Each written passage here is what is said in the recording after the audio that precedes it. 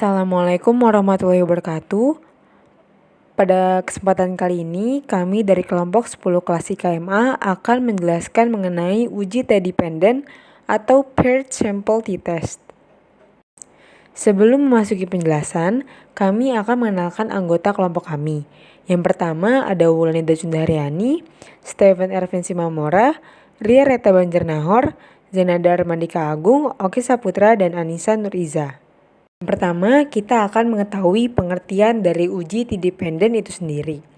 Uji T dikenal dengan uji parsial, yaitu untuk menguji bagaimana pengaruh masing-masing variabel bebasnya secara sendiri-sendiri terhadap variabel terikatnya. Kelompok kami membahas mengenai uji T-dependent.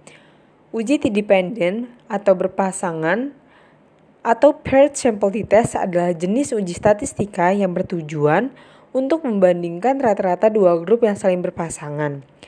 Sampel berpasangan dapat diartikan sebagai sebuah sampel dengan subjek yang sama, namun mengalami dua perlakuan atau pengukuran yang berbeda, yaitu pengukuran sebelum dan sesudah dilakukan sebuah treatment.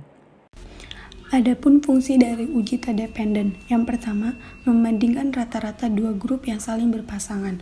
Sampel berpasangan dapat diartikan sebagai sebuah sampel dengan subjek yang sama, namun mengalami dua perlakuan atau pengukuran yang berbeda, yaitu pengukuran sebelum dan sesudah dilakukan sebuah perlakuan. Yang kedua, untuk menguji efektivitas suatu perlakuan terhadap suatu besaran variabel yang ingin ditentukan. Misalnya, untuk mengetahui efektivitas metode penyuluhan terhadap peningkatan pengetahuan dari responden. Selanjutnya, syarat-syarat melakukan uji T-dependent. Yang pertama, data berdistribusi normal. Yang kedua, kedua kelompok merupakan data dependent atau saling berhubungan. Dan yang ketiga, jenis data yang digunakan berupa kategorik dan numerik. Selanjutnya, ada rumus. Rumus dari uji T-dependent ialah T sama dengan rata-rata deviasi per standar deviasi dibagi akar N. Kemudian ada studi kasus. Suatu studi ingin mengetahui pengaruh suatu metode diet terhadap berat badan ibu. Lalu diambil sampel sebanyak 35 ibu untuk menjalani program diet tersebut. Pengukuran berat badan yang pertama atau BB Ibu 1 dilakukan sebelum kegiatan penyesuaian diet dilakukan, dan pengukuran berat badan yang kedua atau BB Ibu 2 dilakukan setelah 2 bulan menjalani penyesuaian diet tersebut. Kemudian ada rumusan hipotesis. H0 yaitu tidak ada perbedaan signifikan antara berat badan ibu sebelum dengan sesudah melaksanakan suatu metode diet.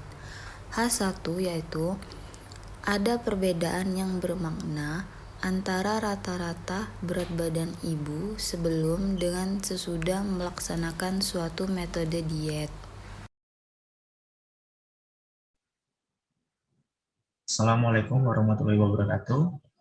Salam bagi kita semua. Pada hari ini saya akan menjelaskan tata cara uji T-dependent dengan menggunakan SPSS. Yang pertama, klik variable view. Pada variable view, bagian name-nya ada 4 bagian, yaitu nama, umur, BB Ibu 1 dan BB Ibu 2. BB Ibu 1 ini menjelaskan tentang berat badan ibu sebelum melaksanakan diet, dan BB Ibu 2 ini menjelaskan berat badan ibu setelah melaksanakan diet. Baru kita masuk ke data view. Bagian data view-nya. Di bagian data view terdapat 35 orang responden kita yang akan kita lakukan uji T-dependent. Pada uji T-dependent ini memiliki suatu syarat, yaitu data kita ini harus normal. Oleh karena itu, kita harus melakukan uji normalitas terlebih dahulu. Caranya, klik Analyze, Descriptive Statistic, or Explore. Baru kita masukkan berat badan ibu sebelum melaksanakan diet. Baru berat badan ibu setelah melaksanakan diet. Baru kita klik Plot. Baru Normality Plot Split Test.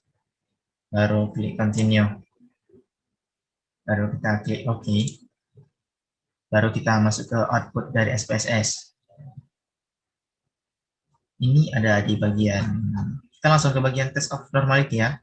Di bagian test of normality terbagi dua lagi, ada Kolmogorov-Smirnov dan Shapiro-Wilk. Perbedaan dari kedua ini, yaitu Kolmogorov-Smirnov digunakan jika responden kita lebih dari 30. Kalau Shapiro-Wilk, jika responden kita itu di bawah 30. Karena responden kita ada 35, yaitu lebih dari 30, kita menggunakan Kolmogorov-Smirnov. Langsung baru saya akan menjelaskan jika nilai alfanya signifikannya lebih dari 0,05, maka data kita itu disebut normal. Kita lihat, berat badan ibu sebelum melaksanakan diet ada 0,111, yang artinya lebih dari 0,05. Berarti data pertama ini normal. Baru berat badan ibu setelah melaksanakan diet ada di 0,2, yang lebih dari 0,05. Yang artinya ini juga normal, data yang kedua ini juga normal. Kesimpulannya, kedua data kita ini normal.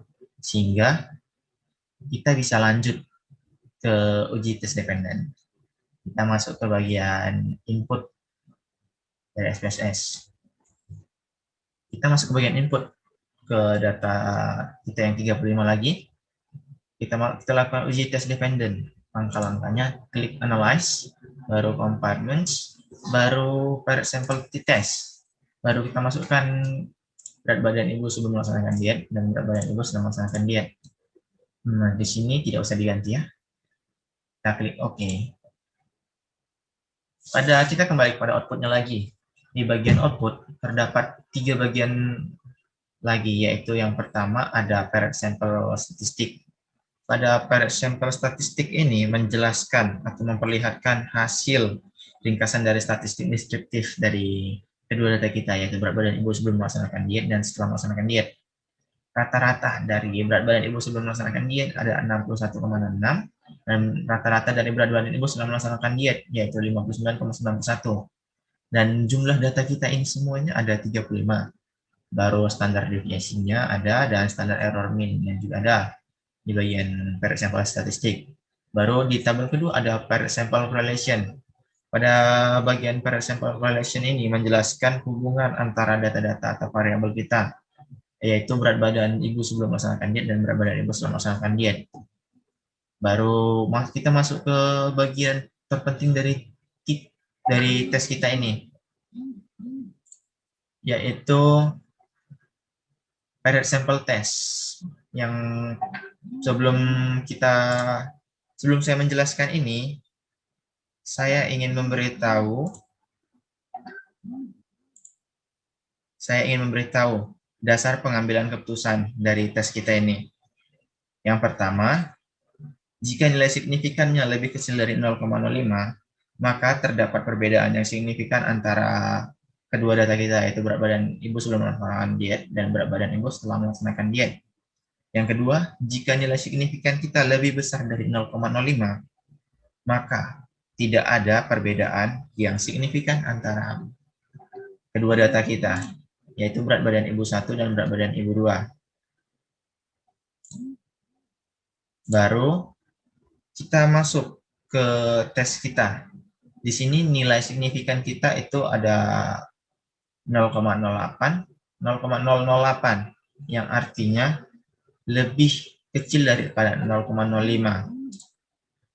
Oleh karena itu, kesimpulannya, adanya perbedaan yang nyata antara berat badan ibu sebelum melaksanakan diet dan berat badan ibu setelah melaksanakan diet.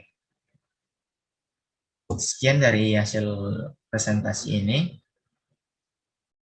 Dasar pengambilan keputusan, uji paired sample t-test menunjukkan apakah sampel berpasangan mengalami perubahan yang bermakna. Hasil uji paired sample t-test ditentukan oleh nilai signifikansinya. Nilai ini kemudian menentukan keputusan yang diambil dalam penelitian.